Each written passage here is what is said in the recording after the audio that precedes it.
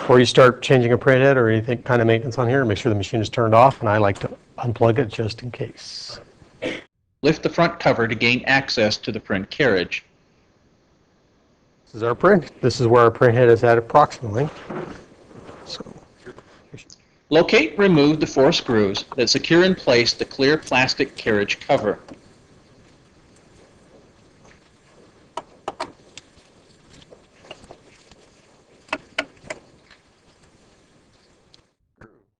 for the cover.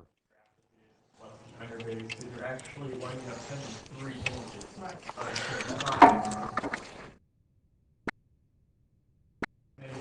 Last screw. 3 inches.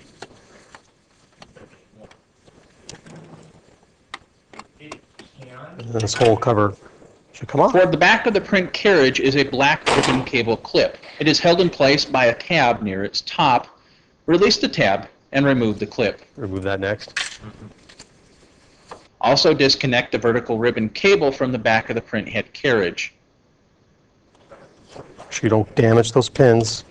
Adjacent to clip are 2 sets of wire harnesses. One will have 4 gray wires and a white wire. The other one will have 2 black wires extending from a white housing. Remove this. Careful with this too. One at a time, gently disconnect each harness.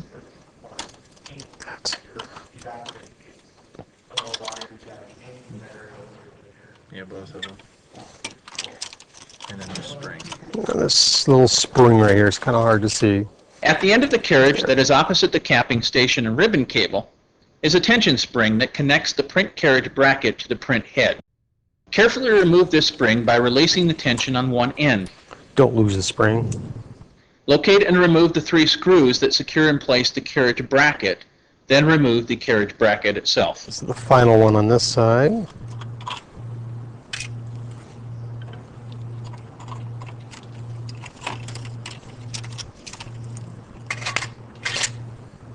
now it's just a matter of getting it out. Gently lift the print head from within the print head carriage. You must be aware of the various ribbon cables and wire harness connectors as you remove the print head. Took these all out of the way. The print head casing has a couple tabs that could catch on the other carriage parts, causing serious damage if the print head is not removed carefully. Yeah, I see it right there. So it kind of gets stuck on this little circuit board right here. So you have to kind of pull it up, work it out.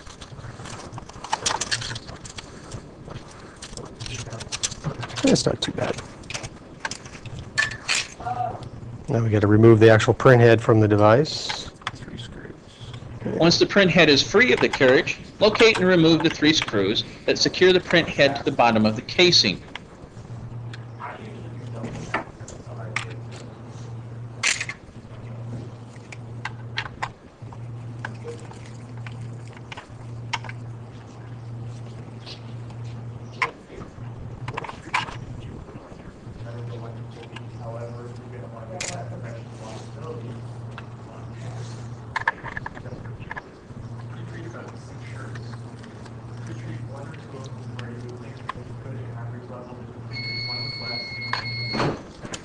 Gently separate the print head from the casing.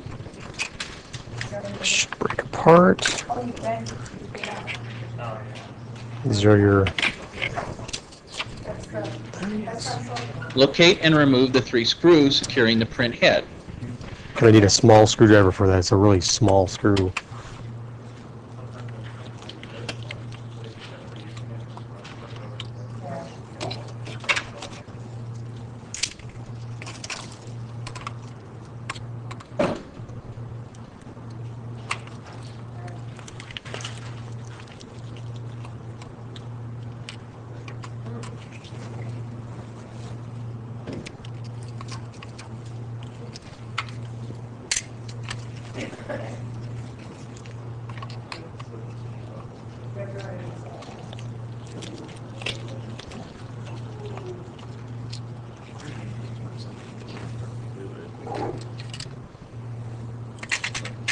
Remove the print head. Okay. This should separate. Don't lose those little porous pads in there. You're going to need those. This is like my first job. They just sit in there like that. One at a time, gently disconnect the two ribbon cables from the print Got the head. ribbon cables. Pinch the ribbon cables from the top and bottom close to the print head, and with a sliding motion, separate the print head and the cables. Do not wiggle the cables to remove, and do not pinch inward or fold the sides of the cables. Also note, in most models, the three ribbon cables are labeled O, OO, and triple O. Cables O and double O connect to the print head, with cable triple O connecting to the print head carriage. And that should be it for removing the print head. Place the old print head in a Ziploc bag and deposit it in the trash. All right, we're going to replace the print head back in there now with a new one. You want to check the pin connectors. Usually we're checking to make sure there's no moisture or anything like that in there, because if you get moisture in the pin connectors, you will short out the print head. Insert the two ribbon cables in the new print head, aligning the metal plates on the ribbon cables with the metal connectors of the print head. You'll notice that there are three loose ribbon cables to choose from. Two of these cables will be longer than the third. It is these two that should be reconnected to the printer. We take the two longest cables, not the shorter one, the two longest cables. Make sure you don't have any moisture on them when you plug them back in. If you do, you can cause things to short out once again. In most models, these cables are labeled O and double O. This first one, if you look at the direction of, if you look at the pins, that'll tell you where these go at. So you want to go metal to metal, not metal to plastic. Clean this off real quick. And do I agree about that? Yeah. Okay, that part's complete. Seat the print head within the print head housing, taking care not to crimp, pinch, or fold the ribbon cables. Together, if you have this already assembled, then you can stick this in here. You can't put this and then put this in here and put that on there because there's no room. You put that on there like that.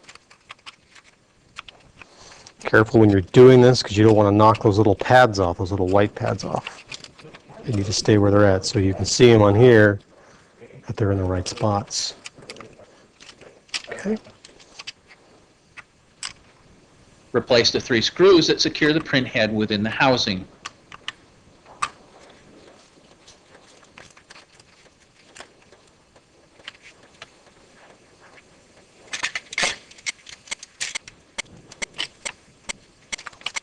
Okay. It's in place.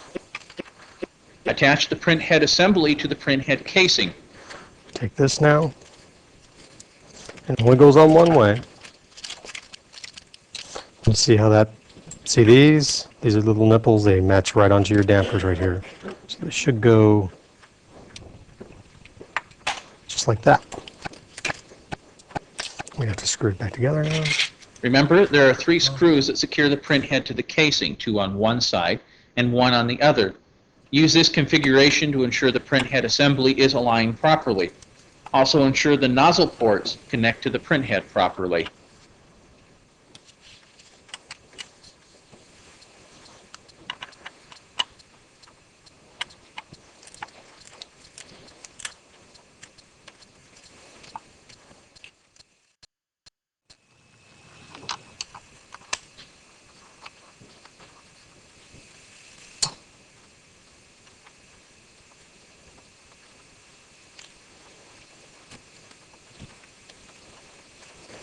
Now that they're all in place, Gently reinsert the print head into the print carriage.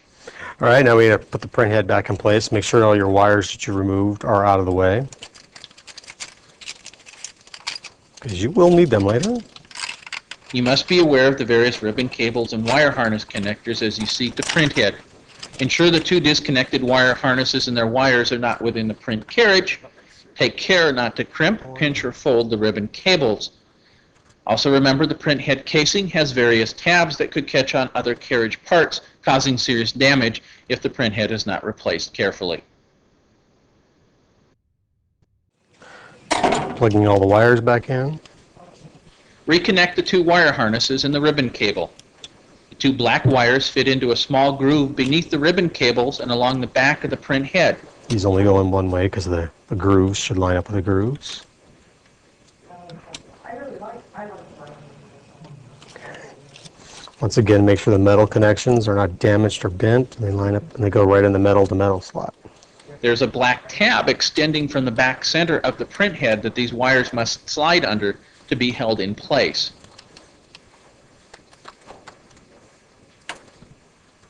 Okay. And then the next step would be, Put the little clippy back on. Replace the black ribbon cable clip.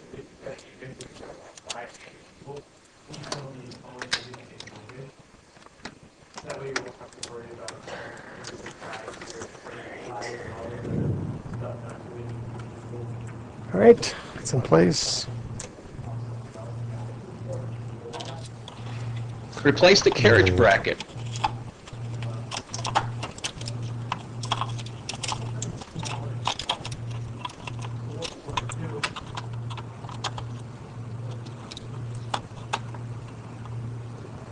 Okay.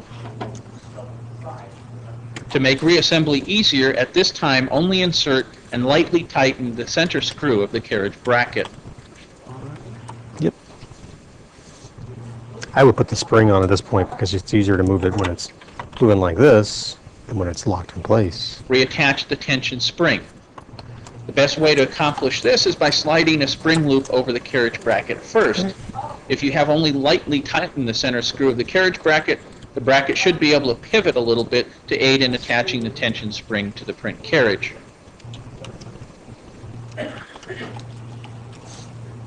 I'm not tightening that one down yet.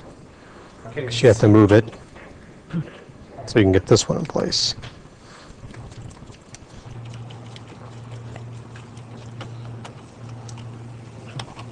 And now you can tighten it down in place.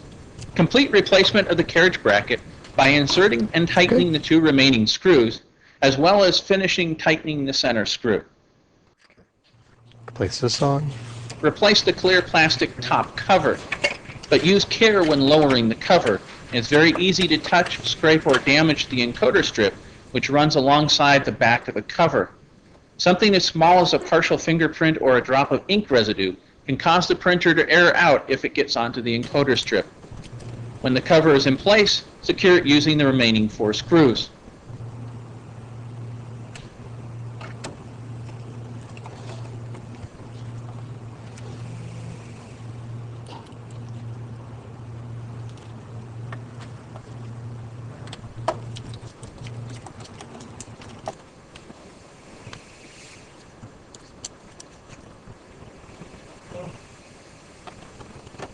Return the print carriage to the capping station and power on your printer. Run a head cleaning to prime the new print head, check the head height, and perform a nozzle check to ensure the new head is operating properly. Resume printing.